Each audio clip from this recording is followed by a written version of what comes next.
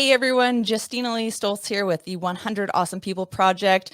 Today we are chatting with the wonderful Shannon Christensen from Mamas for Mamas. Shannon was born and raised in Kelowna. She's kind of a unicorn because that is a rare thing. Most people are transplants to the Okanagan.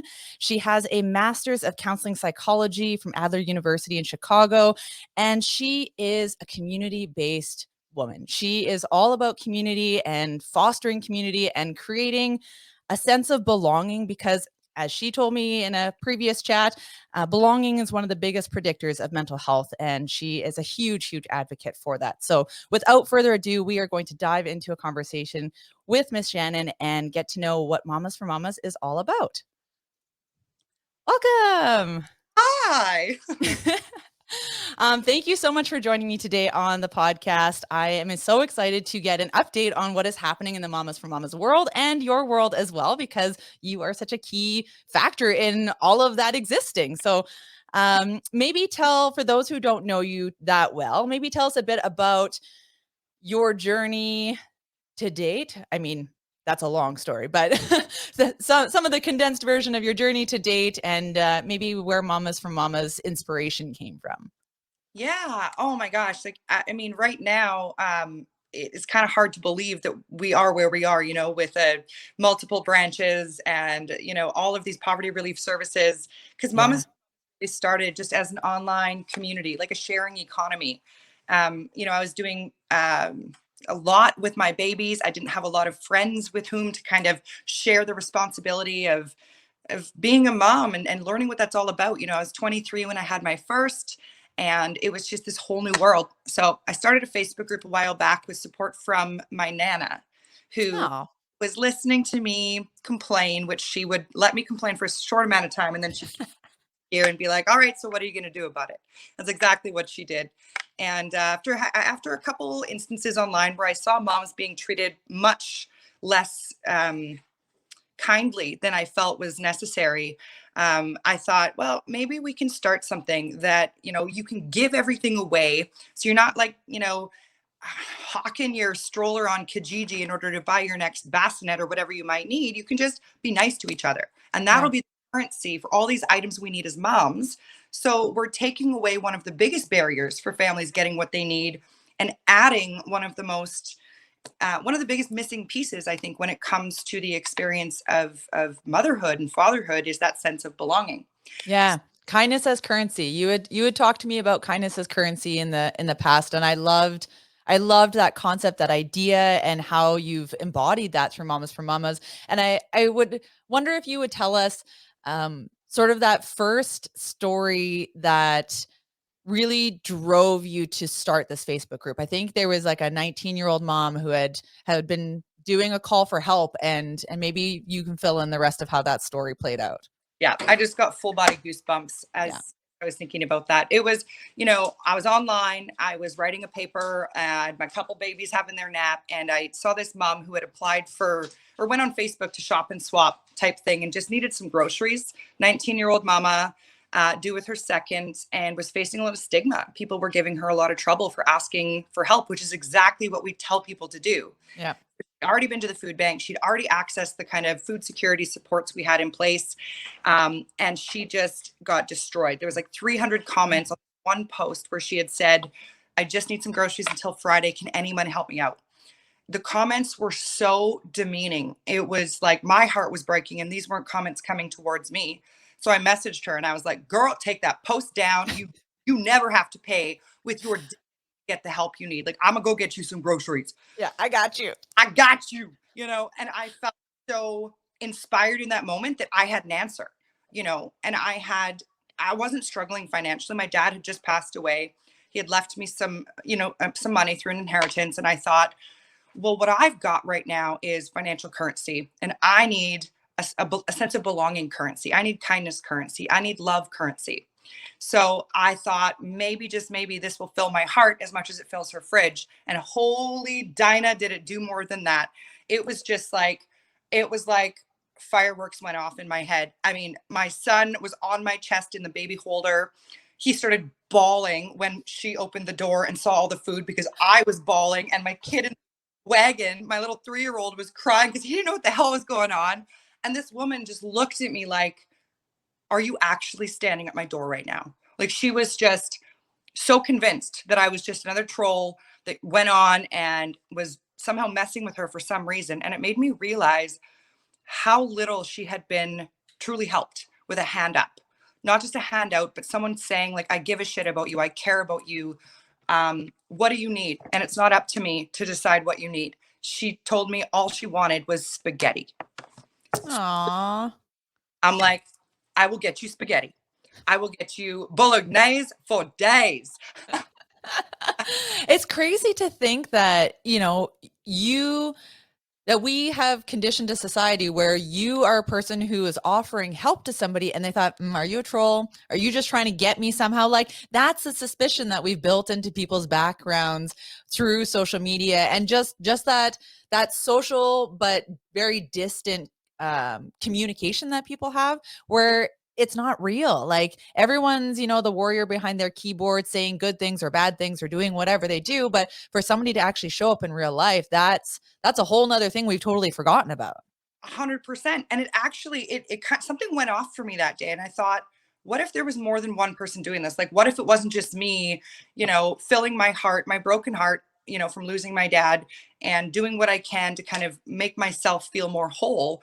I can only imagine how many other moms out there who might have a bit of extra money or maybe an extra stroller or something they don't need to sell, but they need connection as much as this mama needs that stroller. There was this real kind of come to Jesus moment. And I thought, holy shit, Mother Goose, I think we're on to something.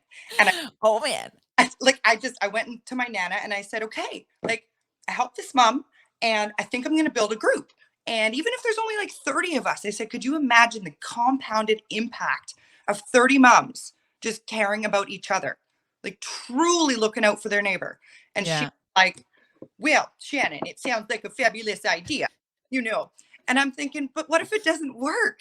Like, what if it falls on its face? And she goes, well, if you want a community, you have to build it. And they Where is your Nana from? very French. Like, she's got this, I'm terrible with my French accent. She's Shannon. No, you need to do it yourself. Yeah, that sounded, I think that was British. Yeah, anyway. Might have been British or Russian, but but your Nana sounds adorable. She started the Motherless Babies Home in Lagos back in the early 1970s. And just had this idea that building community wasn't something that we had to do. It was something we got to do. That's amazing. So, I mean, did you know that prior? Like, is this sort of a inherited like traditionally just sort of fused into you over time? It was going to happen? Yeah, the Kimmett sisters were raised with this idea that you really need to build longer tables instead of higher fences. My mom grew up as an expat, she grew up in Rome. My dad was raised in the Bahamas, but they were both born in Canada. Like, they have very worldly experiences to show them that the world is so much bigger than Kelowna, than Canada, than, the relative poverty we see here is so different than the poverty we see in third world countries, where my Nana spent a great deal of her adult life, raised as an orphan, had her own family, moved overseas, and then decided that she was going to be the mama to all these babies who were left in garbage cans and on the side of the road. And it gave her, I think, a sense of purpose when she was in a new country with new cultures and new traditions that she didn't totally understand, but something she could always understand was babies. And they're pretty universal. Yeah, they really are. And if you ask anybody at Mama these days, I am the baby whisperer. Like, if a baby comes into Mama's, like, give me the baby. I will take the baby. I will hold the baby. I will change the baby. I'll get that baby napping so you can go have your counseling session or whatever the situation might be. There's an affinity for that innocent trust and vulnerability of infancy that I just am so drawn to. And curiosity. I need to come start hanging out at the mama's office because a bunch of my friends have had babies recently, and that's me. I'm like, give me the baby. Let me hold the baby. They're so like you said, they're so innocent, they're so trusting, and they're so curious about the world. Like I feel like in a world, especially in today's world where there's just chaos everywhere, to see that pure curiosity about what's happening, not influenced by media or news or, you know, the person you heard in the grocery store lineup. Like it's just pure curiosity about the world, and it totally fascinates me as well right now. I'm in that persuasion. And there's just something really special about being able to be that person who gives that mama a quick break and actually enjoy being with their baby. Uh, Yeah. and sometimes a baby just needs a new nervous system on which to imprint so they can get a little bit of that reset, especially if mama's going through postpartum depression or anxiety. It's not her fault. She's feeling all the feels, but for her to have a minute and then for the baby to have a minute and reset those nervous system mirrorings, it's truly magical what it can do for the whole family's ability to, leave the mama's office that day and really get the hand up, not the Yeah. hand for. Yeah, and also for the person doing the holding. I mean, you know, we both start smiling and get so giddy about talking about, you know, the innocence of a baby, but that's, you know, that's an effect on the person who doesn't have a baby at that moment and who gets to hold, and you know, there's a mutual beneficial thing for everyone there. And you made me think of it when you said that when your nana had this goal and this pursuit in helping all of these babies, that I just recently read a book called The Happiness of Pursuit. So flip of the words on the play that we're used to. We're used to the pursuit of happiness. This book is called The Happiness of Pursuit, and it talks about just that, how people find or create a purpose and a passion in life, and having that is what creates the happiness in them. They're not seeking it by trying to reach this end goal. They are manufacturing happiness in their daily pursuit of this said goal. So it's not a destination in that sense. 100%. I couldn't agree with you more. I mean, if it was a destination, I wouldn't have even had the map when it came to mamas. I was a trauma counselor. Like, I just finished my master's and I was raising my babies and I was working doing mostly sexual assault trauma counseling, and it was very empowering. I made good money. I had a great schedule that ended at 5 o'clock at night. And then my cute little Facebook group project was just getting a little momentum than I was ready for. I was like, damn, there's a lot of mamas out there that need this. Okay, maybe I should like take one day less at work so I could focus on answering some emails. And okay, maybe I should build a website because people are asking where to go for this. And I mean, I built my first website myself, which thank the Lord for Megan, because she's come on board to fix it. And like, I mean, it's comical, right? Like, you just do what you can. It's like the low income single mom of charity. I didn't have money at the time to build a website and to pay for branding. When my dad's inheritance came through a few years later, I ended up spending a fair amount on real development. But at the time, it was just a matter of what's Wix, how do Yeah. you attach it to GoDaddy, and where can I build some sort of a in-person market where moms can come pick up their stuff. Like, it was just, Well, what an incredible thing for your dad's inheritance to become, right? Like what a legacy for him to have left that to you and for you to use that in such a meaningful and powerful way. And I don't know if many people know that that is kind of where your seed money came from, but that's incredible that that's been yeah. born out of him passing on to a new stage and you being able to create a new baby out of that. Yes, and he didn't get to meet my physical babies, but I know for a fact he's met them, in spirit. But Mhm. he's also part of this third baby's success and development. But just her existence is based on him and his generosity. He died the day after I walked down the aisle and married my husband. I was 22 at the time. He was only 53. He was healthy, appearing, and happy, and walked me down the aisle and danced the night away. And he went hiking the next morning and just died of a heart attack. And I thought, okay, all right, what is this telling me? Um, he was brokenhearted. He really actually didn't like his job. He was a lawyer. He worked his ass off. He owned his own firm. He was constantly fighting. As a lawyer, you're always fighting. And he was a man of love, not of fight. He could fight with the best of them, and tell me something. He could fight with words like no other. But he was drained, I think, emotionally and spiritually from that work. And so, although I'd promised him that I wouldn't go to law school, I went into forensic psychology, and I was starting to get more and more interested in law. But when he died, I remembered him saying, like, do what you love, and it isn't law, because I know you want to do it to be the prodigal daughter, you know, to take over my firm and to do all those things. And he just said, like, your happiness is my end goal. And I thought, well, my happiness means doing your job and getting the firm and being this, you know, Mrs. Kimmett and all these things. And I thought, like, in the big picture, all he really, really wanted for me was happiness. And his last words to me at my wedding were about kindness and integrity and grit. And I didn't know those were real values that he saw in me. You know, I thought it was like, I'm smart, I got my 4.0, and I'm hard headed, and all these things that I figured meant everything, I realized meant nothing, just in time to lose him.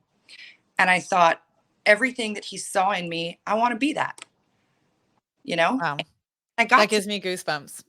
Yeah, me too. That's incredible. Just, I mean, life has some weird twists and turns that it throws at you. Like that is a lot of things to happen to you in a 24-hour time period between getting married, having your dad walk you down the aisle and party with you that night, and then passing away the next day. And if I recall from our last chat, you were set to be taken off to like the Lower Mainland for school or something, and that change in your life changed everything. It was overnight. It was the 14th of August when we got married, and the 15th he died. I was supposed to move on September 1st. So I had 2-week turnaround. I wasn't ready to leave my home community right after losing my dad. I also had he'd co-signed for our home in Vancouver. Now I'm sure the executor would have made it happen, and it would have made it work, but I needed my roots more than I needed my wings at that point. Yeah. And I really honed in on, you know, what do I want? And I realized in that moment I wanted a baby, which was like, what? You know, my husband was like, I thought you wanted to wait till you were 30, finish your PhD and change the world. And I was like, yeah, no, I'm just going to go ahead and go off birth control today, and let's just have a baby. And he's like, we're going to accelerate this timeline. so within 4 months, we had gotten pregnant, bought a house, and I had postponed my master's, and we moved in with his parents in order to wait for the house to, you know, to be ready for us. And it was just like, and I started my first job as a behavior interventionist with children on the spectrum. And I was just like, this is perfect. Everything's great. Not too busy. And then first baby was born 7 weeks early, and I was a NICU mom, and I learned what it was like to gavage, you know, feed my baby through his nose tube. I went through the loss and the experience of not having that birth with him, you know, almost losing him. My husband not being at the birth because he was working up north at the time. My mom was in Victoria with my Nana, who was having open heart surgery. It was just like chaos was my norm. And I thought, if I can handle what I'm handling with the resources I have, like, how are moms doing this who are struggling with like money poverty? I'm struggling with emotional poverty. Sure.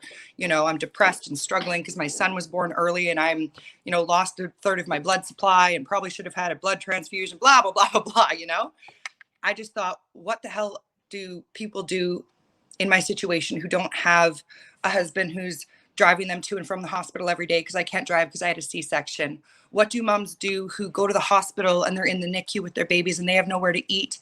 You know, I've learned actually you go to the cancer center, the cancer clinic will feed you if you are a mama in the NICU and you can't afford food. But like, That's insane. Yeah, that's like that. When that is the chaos that you're living with, like you say, I mean, not to at all diminish the mental poverty that you mentioned, because that is a huge part of being able to struggle and survive and persevere through anything. But to have that and then compounded with social or economical poverty, is the resilience of people who do survive through that is incredible. But I can see where that drove the Mamas for Mamas passion to help people who are in that situation. yeah, and more than just the mom to mom support, the peer to peer, like, although that is fantastic, once we reached, you know, like 5,000 members, let's say in Kelowna, there were so many requests coming in that we didn't have the answer to with a peer to peer platform. A mom couldn't bring another mom rental subsidy. This mom couldn't help this mom find a lawyer. Like, we needed a social worker to really break down the resources that are available, but more importantly, understand what's not available. So we can make appropriate referrals to all of the different agencies in town that are doing incredible work. And then we fill the gap that's left. And I Mm. can't wait until one day we have money to pay for like a $300 food hamper when they've already been to the food bank. Like, won't that be gangster? I love that you said that, because I find that so often when people are trying to do a startup or do something new, that rather than doing what you just said, looking at all the resources that already exist and then filling the gap, people try and create a new resource that's already created kind of, but they don't look at the holistic system and think, where can I fill a gap? Where can I really enhance all of the existing programs and things that exist, and fill in the gap or connect the dots somehow in a way that hasn't been done that makes it more efficient? Because there's no point in duplicating your resources and your time if somebody's already doing it. Filling that gap or making the bridges to bridge those gaps is an incredible thing that you guys have done so well. Thank you. I think it's our primary focus, because I was born and raised in Kelowna, as you said in the beginning, and I didn't even know how little was available in terms of food security. Food Bank does an incredible job, but you can only go once a month unless you have a baby under one, and then you have tiny bundles. But there were like 1,000 caveats, to every opportunity to get support. And if you are dealing with emotional poverty, any sort of experience with financial poverty is 10 times more overwhelming, because your capacity just isn't there. If your cup is totally full and you throw in a bill you can't pay, the whole cup ends up topping over. So, and then again, on the other side, economic disadvantage is very intricately connected to mental health issues.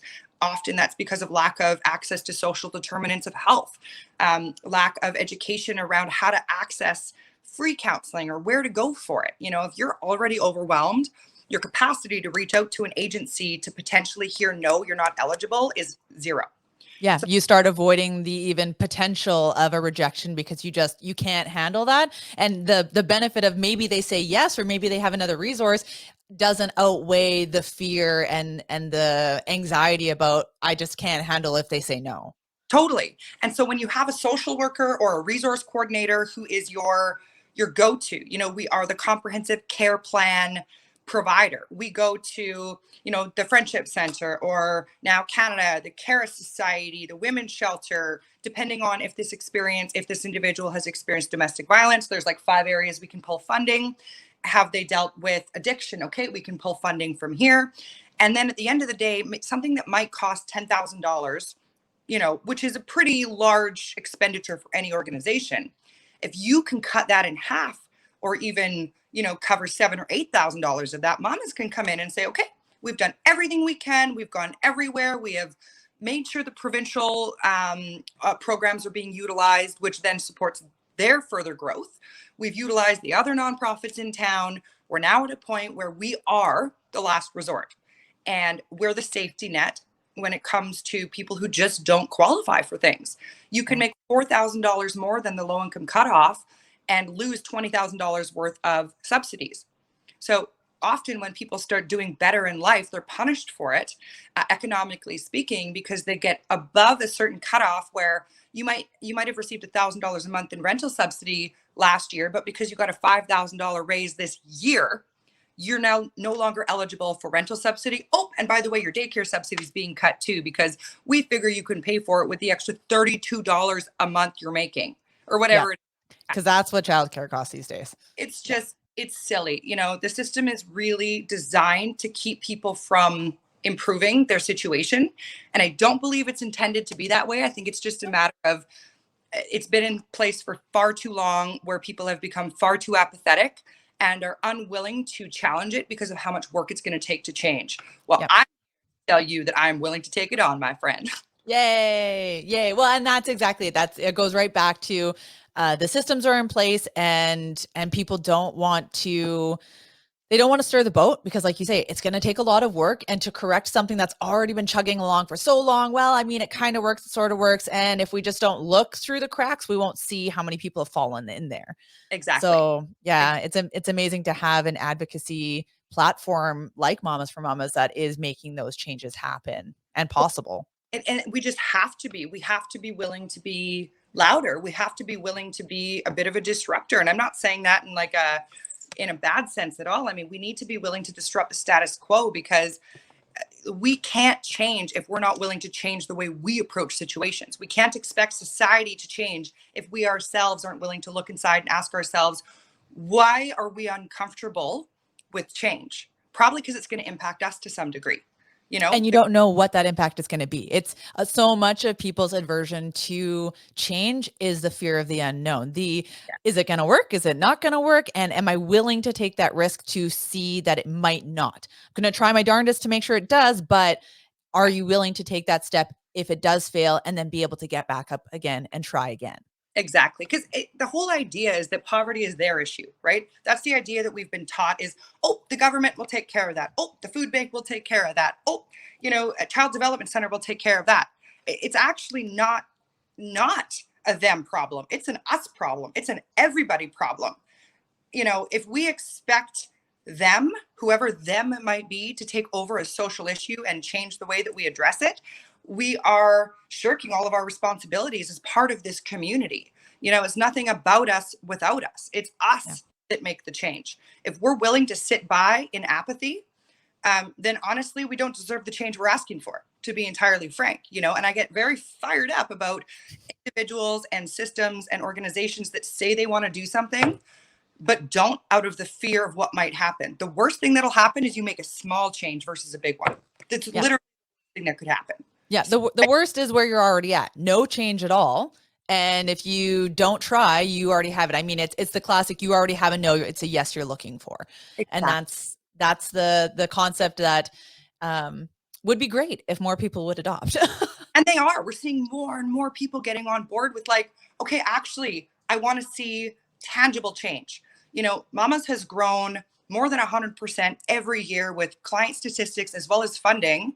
We're up to a $2.2 million budget for 2022, and we started with $48,000 budget in 2016. That's not because we're just that much better at fundraising. It's not because we're that much more fired up and excited about life, although that doesn't hurt. A little bit. Yeah. A little bit. It's because we are willing to say, well, wait a minute. Why don't we try it this way? We're willing to, step outside the box and ask ourselves, well, I understand that that's the way it's been happening for 20 years, but why don't we try it this way and see if we can make a change? Yeah. And you know what? We do ruffle some feathers, but at the end of the day, we still have the chicken, and it might be running around with his head cut off. but seriously though, ruffling the feathers is something that I think if you're doing it respectfully and with an educated understanding of where they're coming from, and not just trying to fire people up for the sake of firing them, but really empowering them to understand that it's not me empowering you. You have the power. I'm helping you find it.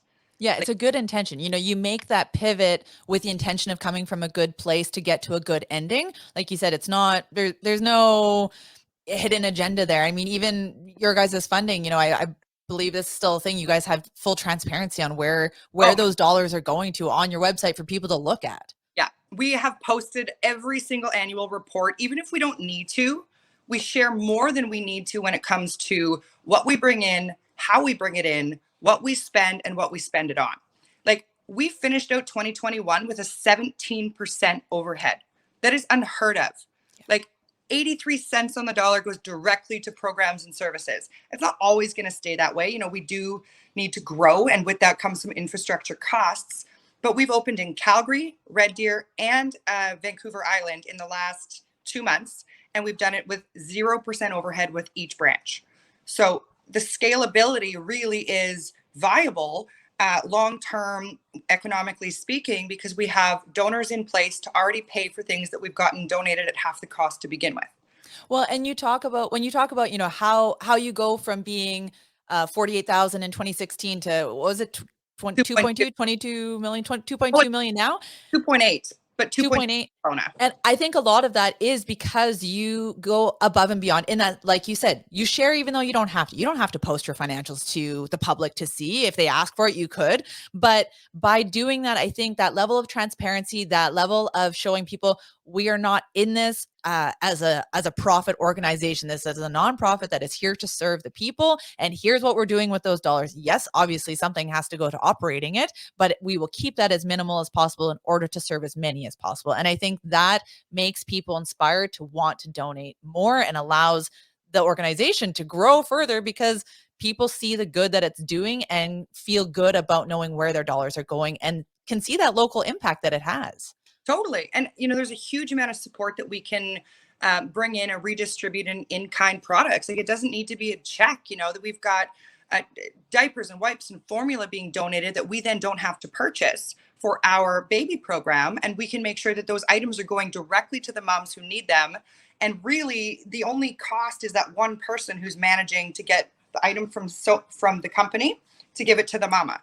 And when we do it on the scale we have, we are now bringing in, I'd say, $750,000 in-kind brand new products every 3 months that we can now distribute to all of our other branches because of our national distribution warehouse that we just got donated.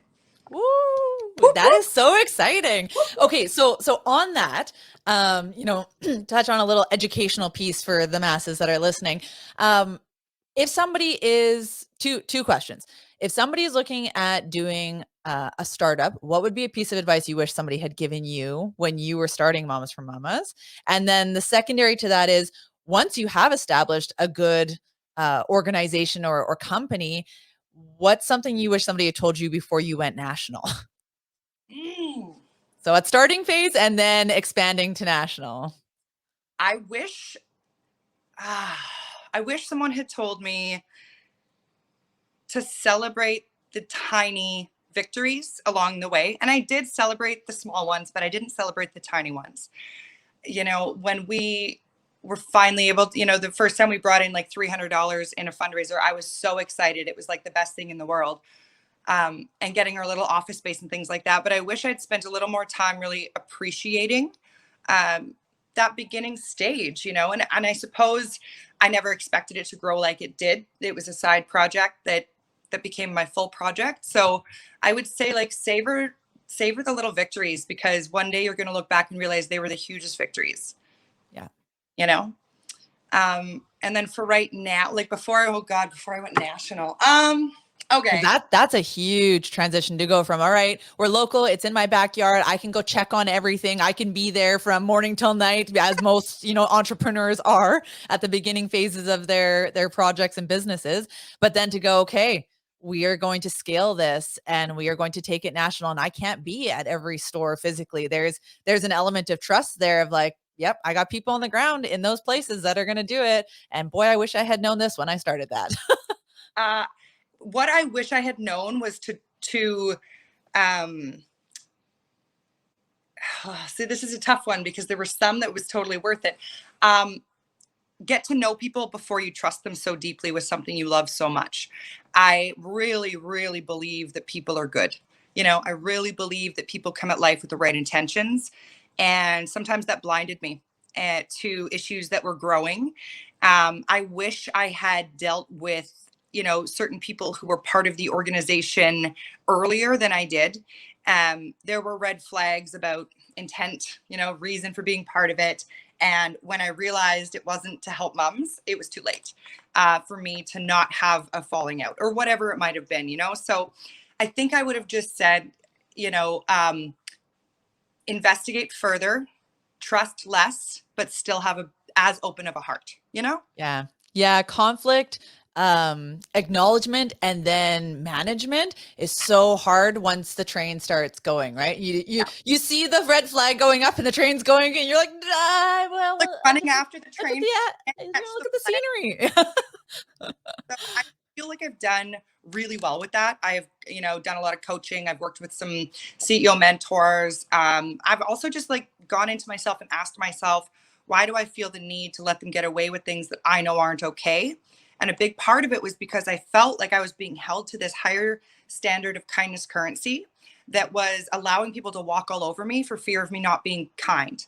And what I realized was that I needed to be as kind to myself by having a backbone as I was to them by being Buddha. So I needed to be Buddha, a backbone. The backbone. And not just let people do whatever they wanted. Like, I want to open a new branch out here. And I was like, I'm so proud of you. Yay. I was afraid to lose them. I was afraid to lose their momentum and their passion. So I kind of just said like yes to everything, and saying yes to everything is just not the way to run a company, my friend. And that took a little Yep. to learn. Yeah, I think somebody said to me once, be careful what you say yes to, because saying yes to everything or some things means you're saying no to many other opportunities. And I was like, oh, that is an interesting way to look at it. Because I've always thought about, you say no to something and yes, the door opens for something else. And you want to say yes because you don't want to miss out on opportunities, that fear of missing out, the FOMO. And then when they put it that way, I went, oh, yeah, saying yes to this means I'm saying no to these other things. And that was just a perspective shift that I thought, okay, yeah, you want to say yes to everything, and you can say yes to a lot of things, but be mindful of what you're saying no to by saying yes to certain opportunities. 100%. And often when we say yes to someone else, we're saying no to ourselves. Mm-hmm. If I say yes to you to help with this new project, I'm saying no to myself to have the extra time I need with my kids.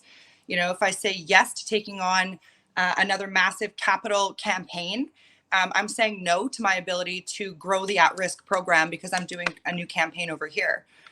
When I say yes to opening a new branch now, you have to get through like 8 different streams of people. And that can be a little bit difficult for those who are just excited volunteers and they want to get things off the ground. But what they need to realize is they are essentially taking custody of a baby. It's like Mamas for Mamas headquarters is my baby. Well, now we have a bunch of, grandbabies, and they're growing areas. And I'll be damned if I let someone who's not a perfectly trained ECE with all the right intentions and enough money to raise her properly and enough social support to do that.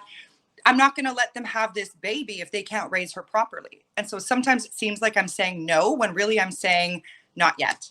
And yeah. Oh, brilliant.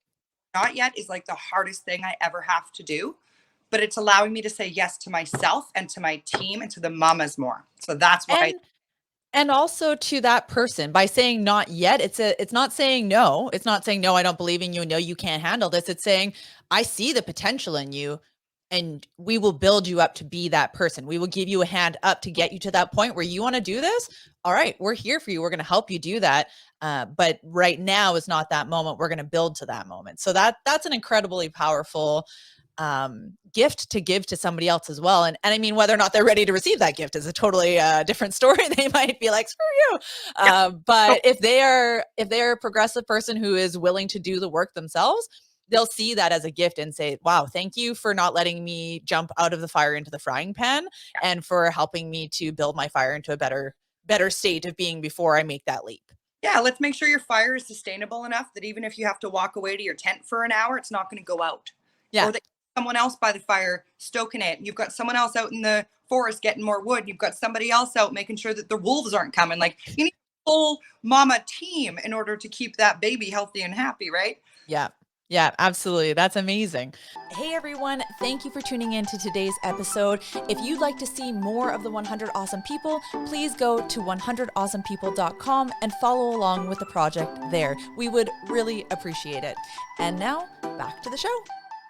I wanted to touch on, Mamas for Mamas offers so much. So I don't know if you have like a minute to 2 minute snapshot of, if people are so new to Mamas for Mamas, they've never heard of you before, what do you guys offer to the community?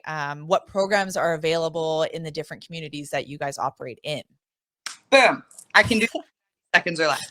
So the very first tier of support is the Facebook group. If you're just looking for a place to belong, online community, meet other moms in your neighborhood, mamasformamas.org, we have a whole list of basically every branch we have. We have 62 satellite branches across Canada. So there's one pretty close to you. And if there's not, let us know and we can help build one.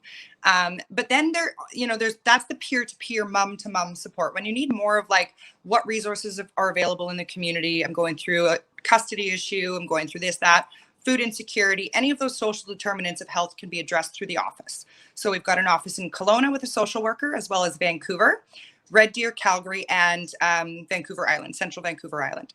So you email their, info@mamasformamas.org, let them know your area, and we connect you with that resource coordinator so we can do comprehensive care plan, where we go through all the resources that are available for your specific need. It's no blanket approach. And then we help you actually approach those places. So if you're good for 5 different resources in the community, we're not just like, here's a list. We're like, okay, do you need help filling out the application form? Do you need a printer? Do you need a scanner? Like, we'll get the information done for them. Now, once you've been to our social worker for the at-risk program, if you're looking for like mental health support as one of the resources, well, put you in touch with the right people. But if it's not out there and it's not available, we have an internal program, mental health and wellness. We have a trauma counselor who specializes in post-traumatic stress issues, psychophysiological regulation of the nervous system for a variety of different reasons. And then we've got a CBT counselor, so cognitive behavioral therapy. She also does parenting support and grief support in our pregnancy and infant loss program. And then we've got Vendela, and she does family court support. So if you're dealing with MCFD, if you're dealing with a separation, if you're dealing with an abuse case, we will work with you on the crime victim assistance applications. We work hand in hand with the Elizabeth Fry Society, the Child Advocacy Center, filling the gaps with and for each other for whatever that family is in need of. And then if you have a situation where you are from a reserve or that you are an Indigenous family and you're looking for specific Indigenous support, we have an Indigenous support program.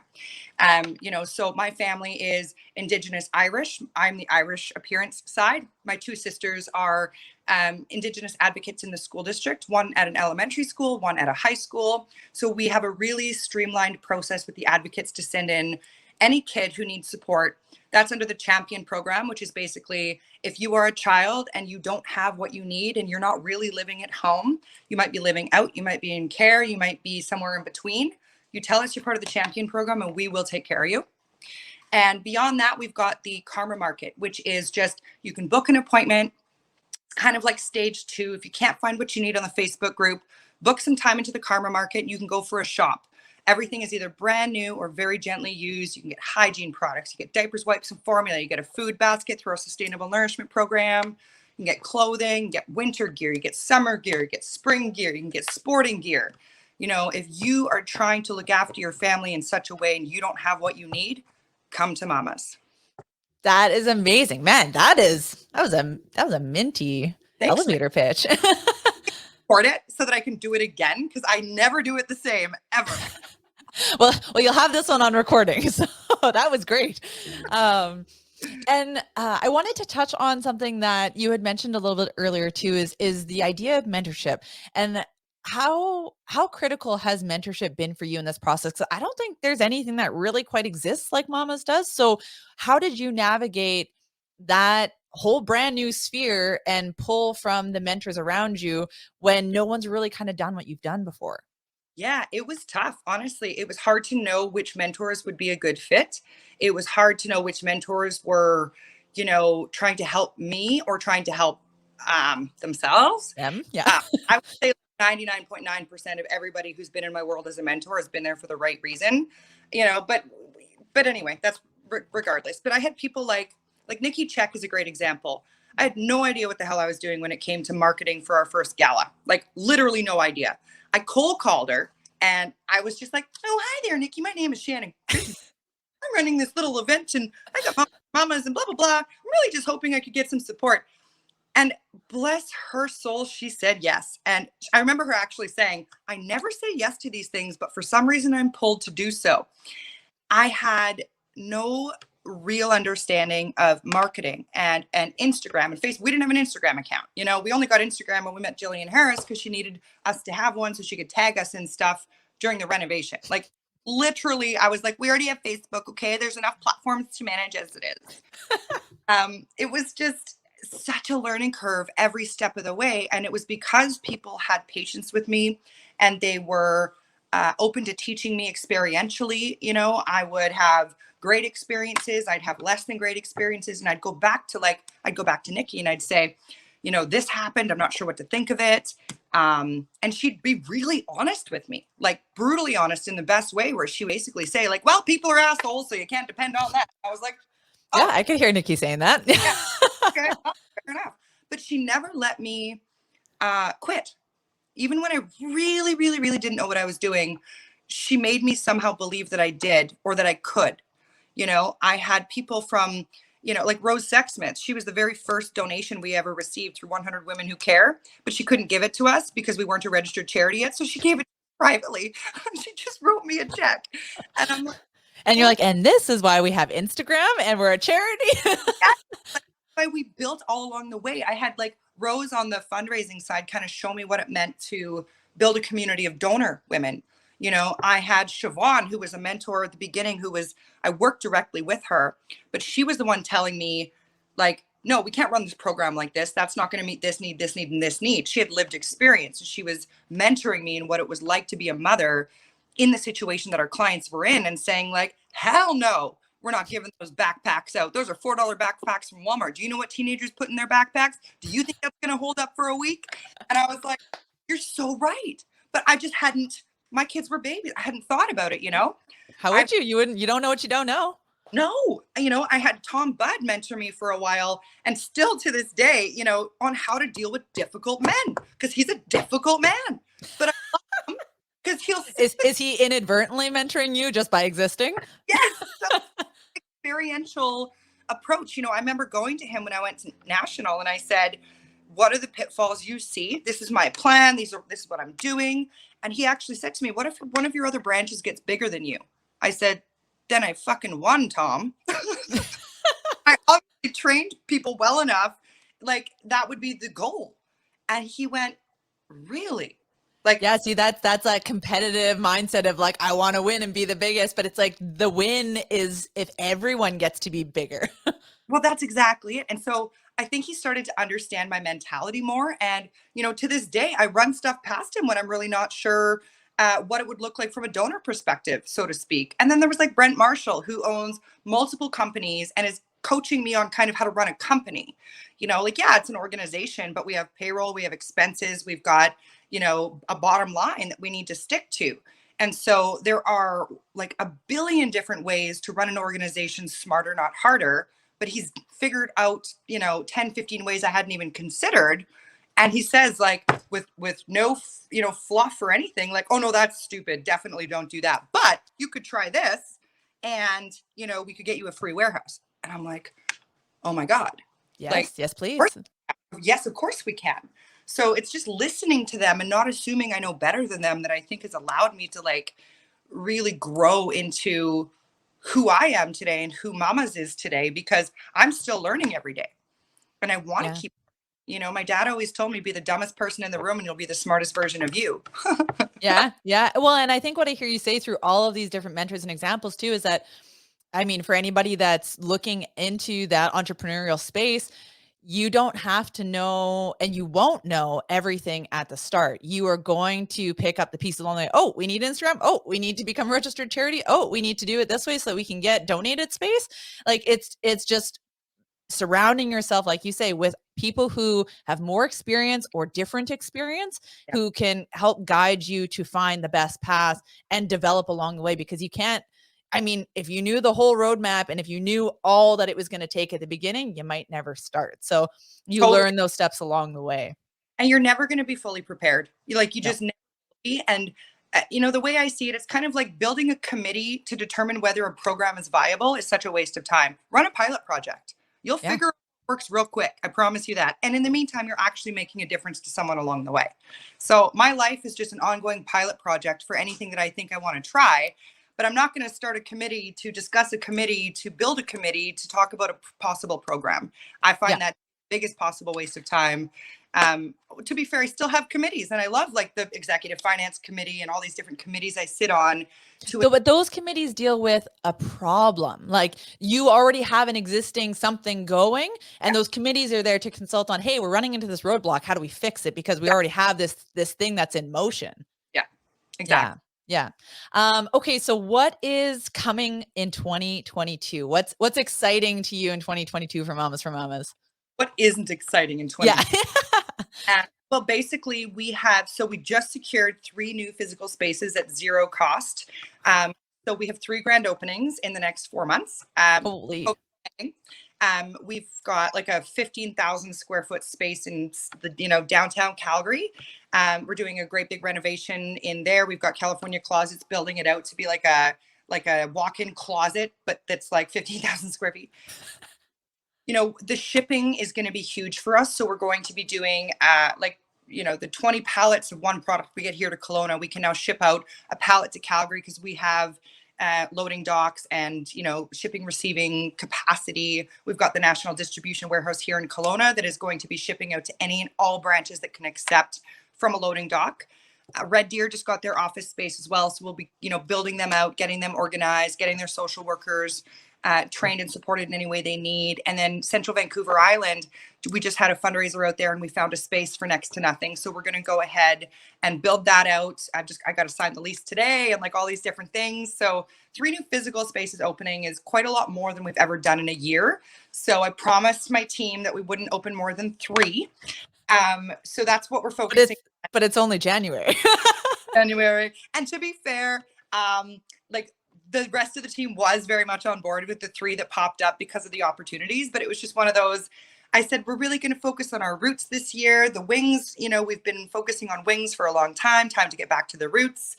And maybe, just maybe, the universe was ready for us to do both. Yeah. I mean, if you open the 3 in January, then you have 11 more months to do some rooting. Exactly. That's brilliant. That's amazing. Wow. That is crazy expansion when you think about it over time. Like that is so rapid. Yeah, it's quite insane. And, you know, like our Vancouver branch went from having a $30,000 budget in 2019. They were up to 480,000 for 2020. They opened their physical branch during COVID. I think they're like 800 grand at this point for 2022. No, 600 grand. So like they continue to exponentially grow. You know, we're hiring more social workers out there. Like we're hiring more and more people to support the amount of clients they're seeing. And it's just really inspiring to watch all these grandbabies of mamas grow into like toddlers and then children and then teenagers. Like it's all grown up. That's amazing. That is so, so cool. And so if people want to get engaged with one of the branches of Mamas for Mamas, either in a volunteer capacity or a, you know, career capacity or anything along those lines, what's their best avenue and method to do that? Mamasformamas.org is our website, and it has everything. We've got a sub Vancouver site on there. You know, you can contact us right from the website. You can always check us out, like Google your local area with Mamas for Mamas, and there might be an Instagram account for the area. We might be close to opening something physical out there. So you just never know how close we are until you check in. Yep. Okay. And what do you guys need help with? What's a pain point that the communities or individuals within the communities could reach out and help with?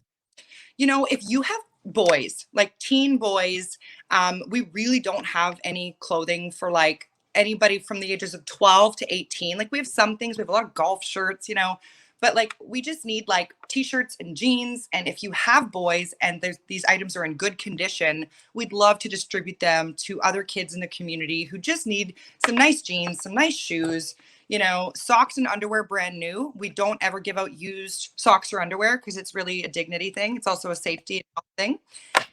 So, you know, pick up a pack of men's socks or underwear, you know, next time you're at the store and pop it by to Mamas. You can always make a donation online in order for us to purchase those items as well. We've got Amazon wish lists you can hit up. But really it's like whatever you can, you know, so if you have secondhand items, great. If you own a store and you've got some teen boys clothes or teen girls clothes, great. Really and truly, we're just trying to make sure that we're always stocked up with the stuff that we need for not just moms, but who they're raising as well.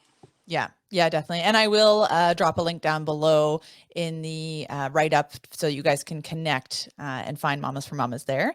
2 last questions for you. One, what is a memorable moment, like the first memorable moment that stands out for you, whether it's Mamas related or not, in the last few years? Something that really just like strikes home for you and has been super impactful in your world lately? When dads started to trust us, it was a really big deal for me. My dad was always there for me. I can't imagine what it would be like if he hadn't been.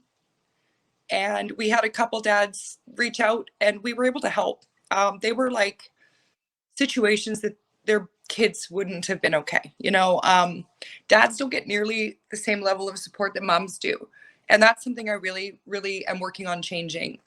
So we had a dad reach out and he had a teen boy and he needed a place to live over Christmas. He'd been screwed out of an illegal suite type of a situation. And there was really no option. He'd spent his money on the lease and there was no getting it back. And he was sleeping in his car, with his kid.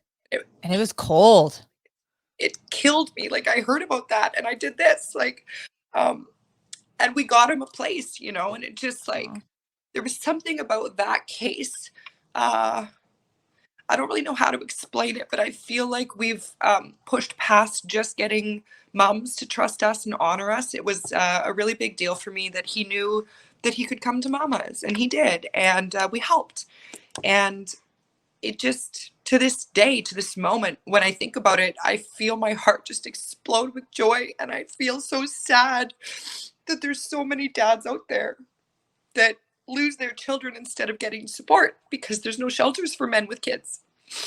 Yeah, I'm so glad that you came to this moment to share because it was a question that I forgot to ask. And I think it's super incredibly important is that, Mamas for Mamas, though the name is Mamas for Mamas, there's kind of, the brackets, it's Mamas for Papas as well.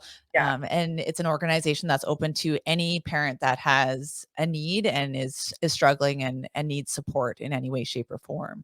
Yeah, like the term mamas is an all-inclusive term for caregivers, really. Mm-hmm. When we say mamas, we mean mamas, papas, foster parents, aunties, uncles, because all the people that work at mamas aren't all mamas, Mm-hmm. but we are mamas and we'll look after you in your caregiving capacity needs too. Yeah, that's incredible. Yeah, thank you for bringing that up because that's for those listening. If you know a dad who's in need or a caregiver who's in need, Mamas for Mamas is an incredible organization that is open to everyone who needs that support. So that's brilliant. To bring things to a light ending note, what is an embarrassing or fun fact about you that nobody would know? Oh God. Embarrassing fact that nobody would know. Or fun. It could be fun. Doesn't have to necessarily be embarrassing, but those ones are also funny. I have quite a few. Oh gosh. I wish I'd thought about this ahead of time because I feel like there's some really good ones. What would Steph say?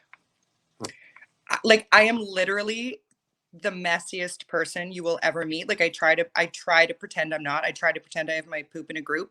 But if you have anywhere near me during grant season or whatever, I'm a bit of a slob. And I'm so hard not to be. But ask my husband. I've been with him 17 years. There's a trail behind me wherever I go. Just whether it's clothes or shoes or, we've been in the house Papers. for 3 weeks together and I'm thinking to myself, how has he not killed me yet? There's bathing suits out frozen to the hot tub that I took off in the middle of, the hot tub and just left there. Yeah, my follow through sucks when it comes looking after the house. I'm not gonna lie. I'm working on it, but I do once a week a great big clean, and then for the rest of the week I'm like, fuck it. Yeah. I'll deal with this at my designated time for cleaning. Yeah. That's brilliant. That's brilliant.